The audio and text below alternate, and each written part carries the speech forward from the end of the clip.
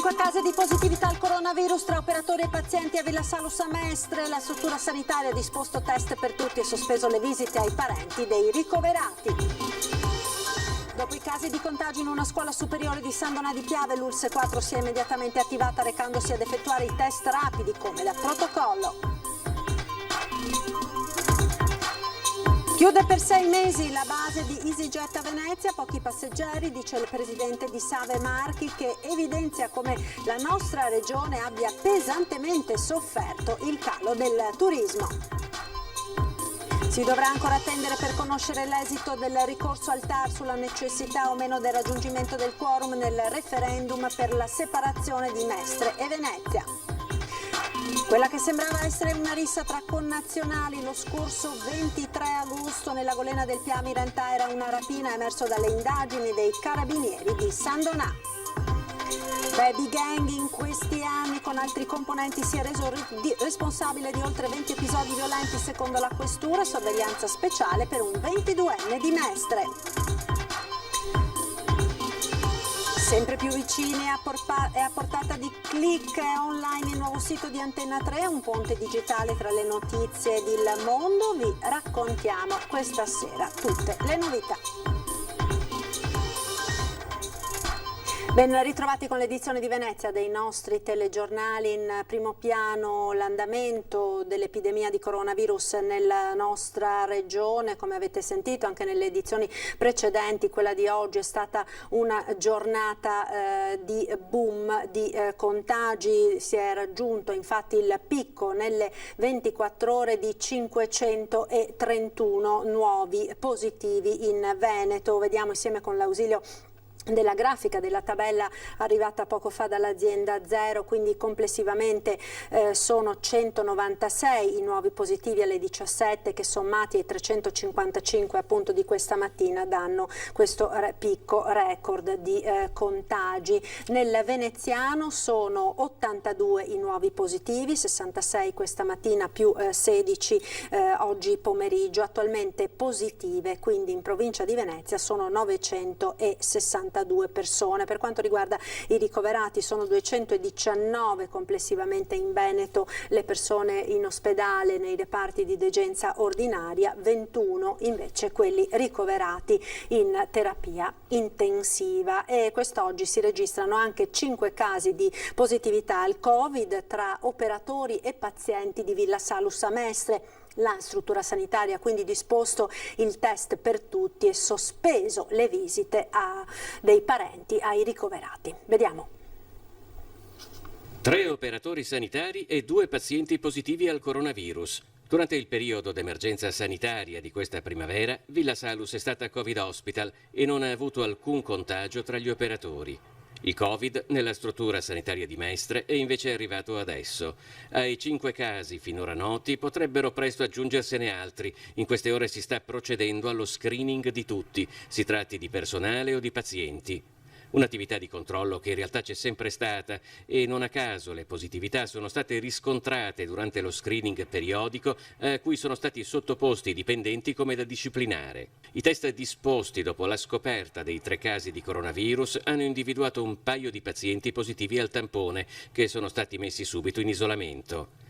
L'attività sanitaria e ambulatoriale nel frattempo sono rimaste regolari, mentre a Villa Salus sono sospese in via precauzionale le visite ai parenti ricoverati. Il Covid entra anche nelle scuole. Dopo i casi di contagio in un istituto superiore di San Donà di Piave, l'ULSS 4 si è immediatamente attivata recandosi ad effettuare i test rapidi come previsto dal nuovo protocollo. Vediamo. Oggi abbiamo fatto i tamponi, quelli veloci, a tutta una scuola che è l'Istituto Mattei, l'Istituto Agrario di San Donà di Piave, dove nei giorni scorsi avevamo riscontrato 5 positività in una classe, oltre che un insegnante. Ieri avevamo fatto i primi tamponi a 80 dei ragazzi ed erano tutti negativi, quindi una buona notizia. Oggi invece siamo andati alla scuola, nella palestra, con la collaborazione quindi della scuola e della preside, con 3 gruppi di tamponatori tamponatori, diciamo così, di infermieri, tamponatori e medico, abbiamo fatto tutta la scuola e attualmente sono tutti negativi. Dopo i primi contagi emersi all'Istituto Superiore Scarpa Mattei di San Donà di Piave, l'ULSS 4 non ha perso tempo, attivandosi immediatamente per verificare la situazione generale, evitando ulteriori contagi. La cosa positiva è la velocità che questi tamponi rapidi ci permettono di fare velocemente lo screening alla popolazione. Quindi nei prossimi giorni vedremo magari sui giornali più numeri di persone positive, ma questo è perché stiamo facendo tantissimi tamponi e sono quasi tutti asintomatici. Nel frattempo, terminata ormai la stagione estiva, a Jesolo è stato riaperto l'ospedale Covid. Durante la stagione estiva i nostri pazienti Covid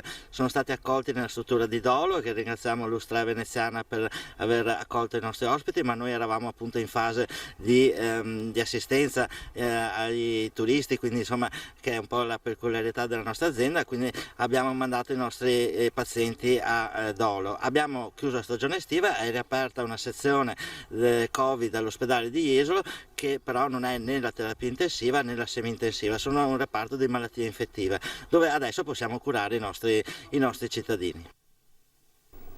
L'economia ora e le ripercussioni dell'epidemia del Covid sul tessuto economico del nostro territorio. Chiude per 6 mesi la base di EasyJet a Venezia. Pochi passeggeri, dice il presidente di Save Enrico Marchi, che evidenzia come la nostra regione abbia pesantemente sofferto il calo del turismo e le ripercussioni ovviamente si sono sentite sul settore aeroportuale. EasyJet ha deciso di chiudere la base all'aeroporto Marco Polo di Venezia per la forte contrazione dei voli a causa dell'emergenza Covid-19. Una sorta di pausa invernale lunga un semestre, con l'auspicio di ritornare in primavera se il flusso di voli tornerà a livelli utili a coprire almeno le spese. Anche questo è il frutto della situazione attuale. Voi avete visto, il Veneto è stata la regione in Italia che più ha sofferto per il calo del turismo. La regione che più ha sofferto, abbiamo perso 2/3 dei turisti. È inevitabile quindi che le compagnie aeree debbano ridurre il numero di voli, perché è un problema di passeggeri e di sostenibilità dei voli. Io spero che, come quando c'è stato da aprire e da sfruttare le occasioni del mercato, noi siamo sempre stati capaci di sfruttare tutte le occasioni che si presentavano, stiamo lavorando oggi per affrontare la riapertura non appena ci sarà, nel migliore dei modi. Gli aeromobili continueranno a circolare anche se in numero ridotto per il Marco Polo, ma quelli di base in laguna rimarranno parcheggiati e i dipendenti in congedo. Marchi però rassicura. Il viaggio in aereo è un viaggio che dal punto di vista dell'epidemia è un viaggio assolutamente sicuro. Gli aeroporti sono sempre stati dei luoghi ipercontrollati per i temi della sicurezza prima e per i temi dell'epidemia oggi. Viene misurata la temperatura all'entrata del terminal, ci sono i distanziamenti, c'è tutto quello che consente di poter affrontare il passaggio in aeroporto nella misura, in tutta tranquillità. È chiaro che nel momento in cui si vede l'epidemia salire, è chiaro che noi tutti ci sentiamo più insicuri e quindi, pur nella sicurezza del viaggio aereo, siamo meno portati a spostarci. È firmato oggi a Marghera, nella sede di Confindustria Venezia, il protocollo d'intesa che costituisce il gruppo di lavoro composto da associazioni, enti e consorzi di imprese per il rilancio del porto. Allora recepirà, nel bene o nel male lo deve recepire, perché non siamo disposti a tacere, non siamo disposti a chiudere gli occhi, adesso basta. E se il Ministro delle Infrastrutture pensa di poter fare una nomina senza dire niente al territorio prima, si sbaglia di grosso, perché a De Rio gli abbiamo detto grazie, a lei diciamo qualcos'altro. Quello che l'autorità portuale è invitata a recepire è il protocollo d'intesa siglato da associazioni, enti e consorzi di imprese nella sede di Marghera di Confindustria Venezia. Si chiama Venezia Port Community, il gruppo di lavoro che raggruppa al momento una ventina di soggetti, che oltre a Confindustria va dalla Camera di Commercio all'ente della zona industriale di Porto Marghera, attraverso associazioni, confederazioni, compagnie di lavoratori portuali, agenti mandatari e mediatori marittimi, spedizionieri doganali, rimorchiatori e autotrasportatori. Le associazioni, l'abbiamo visto tante volte, fanno difficoltà, anche in un territorio così complesso fa difficoltà talvolta a trovare sintesi. Il protocollo serve proprio a metterci, a costringerci a stare attorno a un tavolo e a parlare del porto e a parlare della sopravvivenza del porto e dello sviluppo. Tanti anni che ci portiamo dietro dei problemi, abbiamo voluto fare qualcosa di nuovo per cercare di risolvere i problemi. Poi che sia la ricetta vincente non lo so, che ci sia la determinazione di risolvere i problemi, questo assolutamente sì. Lo sviluppo ed il rilancio degli scali di Venezia e Chioggia passano attraverso una lunga serie di questioni sulle quali i firmatari del protocollo pongono l'accento. Gli escavi, il problema fondamentale, le navi non entrano più, l'abbiamo visto con la prima nave cinese, la pianificazione di un'attività industriale del porto, la salvaguardia delle attività industriali anche del porto, il Mose l'abbiamo visto sulla conca di navigazione che è sbagliata, cioè dare certezze a un mercato che questo è un porto che funziona, come capita in tutti gli altri posti del mondo. Si dovrà ancora attendere per conoscere l'esito del ricorso al TAR sulla necessità o meno del raggiungimento del quorum nel referendum per la separazione tra Venezia e Mestre. Il referendum regionale consultivo del 1 dicembre 2019, quello per la separazione di Venezia da Mestre per intenderci, aveva bisogno di un quorum di votanti per essere ritenuto valido? Se la legge lo richiedesse, lo dirà il TAR, il Tribunale Amministrativo Regionale. Qualcuno si aspettava il verdetto in queste ore. Marco Sitran, avvocato e tra i proponenti di quella consultazione, spiega perché non è ancora arrivato. Ieri abbiamo discusso nel merito la causa oralmente. Il giudice a seguito della discussione si è ritirato in Camera di Consiglio e credo che ieri sera abbiano depositato il dispositivo accettando o non accogliendo il mio ricorso sul quorum che ritengo assolutamente inesistente in un referendum consultivo per la divisione di un comune ai sensi dell'articolo 133 secondo comma della Costituzione. Quasi un anno fa una percentuale plebiscitaria del 33% dell'elettorato residente a Venezia città rispose sì alla separazione. Potrà sembrare una ricostruzione parziale, ma il quinto referendum sul tema è prevalentemente nato a Venezia e si è dibattuto a Venezia, una città che anche a giudicare dalle ultime elezioni amministrative appare un corpo politicamente sempre più estraneo rispetto al resto del comune che porta il suo nome. Se il TAR stabilisse che non era necessario il quorum, cosa succede? Succede che essendo viziata l'indizione del referendum con un presupposto non previsto dalla legge e dalla Costituzione, si deve rifare il referendum tenendo conto che la popolazione andrà a votare senza alcuna necessità di quorum strutturale. E riparliamo a novembre quindi. Noi sapremo questo entro 45 giorni massimo e ovviamente non finirà qua perché chi perde poi appellerà al Consiglio di Stato secondo grado di giustizia amministrativa che è quella definitiva. Le indagini hanno fatto chiarezza sulla rissa avvenuta lo scorso 23 novembre in Golena del Piave. Siamo alla pagina della cronaca e non si è trattato di una rissa. Sentiamo. Quella che sembrava essere una rissa tra persone di origine centroafricana avvenuta il 23 agosto nella Golena del Piave al di sotto del Ponte Vittoria, in realtà era una rapina. È emerso dalle indagini dei carabinieri di San Donà di Piave. I vari accertamenti e le testimonianze hanno permesso di ricostruire la vicenda anche grazie al fatto che erano coinvolte persone già note alle forze dell'ordine. Quella sera tutto è iniziato da un incontro apparentemente casuale tra due 22enni nigeriani e un gruppo formato da 6 connazionali tra i 24 e i 45 anni, alcuni con precedenti per spaccio e furto. Si sono incrociati nel parco fluviale e a quel punto il gruppo ha aggredito i 2 più giovani, malmenandoli e derubandoli di soldi e cellulari. All'arrivo delle pattuglie sul posto era rimasto solo uno dei 2 ragazzi aggrediti, l'altro si era allontanato. Nelle settimane successive i carabinieri hanno individuato 5 dei 6 autori del reato. Sono residenti a Musille di Piave, alcuni senza fissa dimora. Nei loro confronti ora c'è una denuncia per rapina in concorso. Il movente sembrerebbe derivare dalla volontà del gruppo di imporsi tra i connazionali della zona. Per uno di loro, un 32enne ritenuto particolarmente pericoloso, i carabinieri hanno proposto l'avviso orale del questore. Un agente di polizia penitenziaria è stato aggredito da un detenuto nel carcere di Santa Maria Maggiore a Venezia. L'episodio rischia di essere la goccia che fa traboccare il vaso. I sindacati scendono in campo chiedendo più sicurezza per i lavoratori e percorsi differenziati per i detenuti.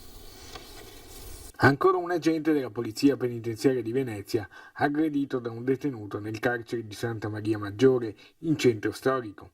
La preoccupazione dei lavoratori ha ormai sfondato i livelli di guardia. Se non si interviene, l'episodio di violenza rischia di non essere l'ultimo. Ecco perché scendono in campo i sindacati, anche con proposte concrete su come tutelare la sicurezza dei lavoratori. Noi non ci siamo limitati soltanto a denunciare, ma siamo anche andati a proporre delle soluzioni che affinché questi episodi non avvengano.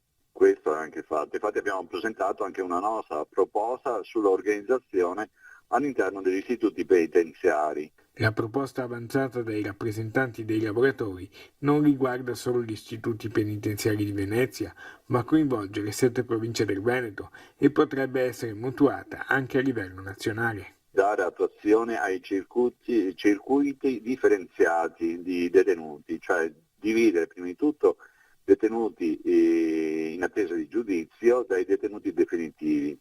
Poi da dividere i detenuti che hanno particolari problematiche tipo psichiatriche e altro, e soprattutto detenuti che hanno che combinano soprattutto disastri all'interno dell'istituto. Non si tratta di negare i diritti delle persone, ma piuttosto di essere rigorosi nell'applicare i percorsi di recupero per i detenuti. Non negando i loro diritti, mantenendo una sorta di regime che deve essere chiuso, garantendo a loro le 8 ore d'aria, riducendo le attività e finché loro capiscono la sanzione per passare a un regime più limitato, più aperto. Ed ancora cronaca, è ritenuto molto pericoloso per diverse violenze delle quali si è reso responsabile assieme ad una delle baby gang che hanno imperversato a Mestre negli ultimi anni. Ora la questura ha disposto 3 anni di sorveglianza speciale per un 22enne di Mestre, accompagnato dall'obbligo di risiedere nel comune di Venezia e di rimanere a casa nelle ore serali e notturne. Secondo gli investigatori il giovane è coinvolto in oltre 20 episodi violenti, la gran parte verso gruppi di giovani o di cittadini stranieri, in particolare bengalesi. Più recentemente si era specializzato nel perpetrare truffe online. Ed è online il nuovo sito di Antenna 3, un ponte digitale tra le notizie e il mondo. Vi raccontiamo nel servizio tutte le novità. Sempre più vicini, sempre più aggiornati, sempre al passo con i tempi e con le esigenze di chi vuole essere a contatto con le ultime notizie del Veneto. È online il nuovo sito di Antenna 3, un ponte digitale fra le notizie e il mondo, sempre aggiornato e ottimizzato anche per una consultazione veloce dagli smartphone. Il nuovo sito permette una consultazione immediata delle notizie e dei video con i servizi dei telegiornali di Antenna 3. Questa dinamica è resa possibile da un nuovissimo motore di ricerca delle parole e dei temi su cui si basano le notizie del sito, ma la pagina web è strutturata anche per consentire un passaggio diretto al live dal canale televisivo, per rimanere sempre aggiornati anche nelle edizioni straordinarie e con tutte le produzioni di Media Nord-Est. Ancora una volta Antenna 3 è vicina ai veneti, ovunque essi siano, per informarli di quanto accade nella nostra regione nel momento stesso in cui nascono le notizie e per consentire loro di comprendere al meglio queste notizie con i telegiornali e le trasmissioni di approfondimento. Con l'autorevolezza di sempre, con l'attendibilità che ci contraddistingue, ancora una volta primi nell'essere vicini alle persone. Dalla televisione al web, sempre con Media Nord-Est.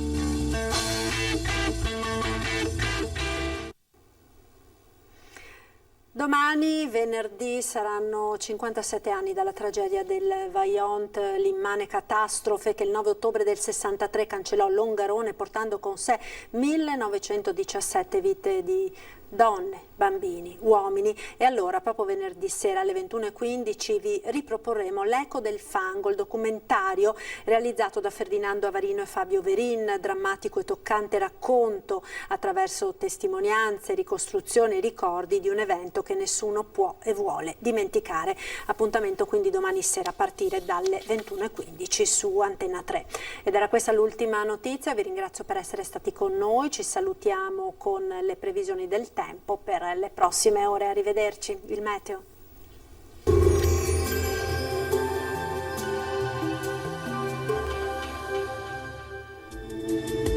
Benvenuti al meteo. Situazione ancora buona sul nostro territorio dove l'alta pressione si mantiene stabile. Vediamo il dettaglio di venerdì 9 ottobre. Sul Veneto cielo da poco a parzialmente nuvoloso con vari spazi di sereno alternati ad addensamenti nuvolosi ma senza piogge.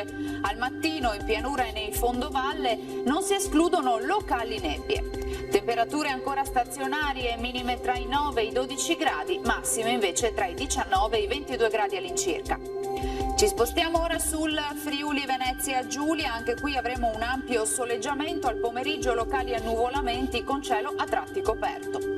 Temperature minime fino a 13 gradi, massime sui 20 gradi. Infine uno sguardo alla situazione del Trentino Alto Adige, poche novità, sole prevalente, cielo sereno poco nuvoloso, anche qui non sono previste precipitazioni degne di nota.